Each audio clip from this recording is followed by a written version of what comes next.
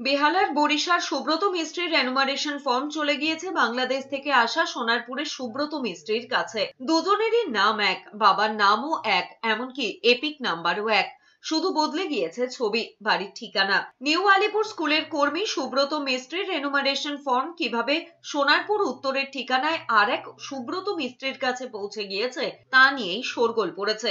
বরিশার বাসিন্দা সুব্রত মিস্ত্রির দাবি, তিনি সরকারি স্কুলে কাজ করেন, প্রত্যেক ভোটে ডিউটিও দেন, কিন্তু এসআইআর ফর্ম না আসায় খোঁজ খবর শুরু করেন। এরপর অনলাইনে সার্চ করতে চমকে যান তিনি। নাম ঠিকানা বাবার নাম এক থাকলেও ঠিকানা এবং ছবি বদলে গিয়েছে। বিএলও কে ফোন করে জানতে পারেন তার ফর্ম সেবিকা মিস্ত্রি নামে কেউ একজন তুলে নিয়েছেন। এরপরেই জানা যায় সোনারপুরের সুব্রত মিস্ত্রি আগে বাংলাদেশে থাকতেন, কোনো ব্রোকারের থেকে কার্ডটি বানিয়েছিলেন। বাধ্য হয়ে তিনি অনলাইনে ফর্ম ফিল আপ করেছেন।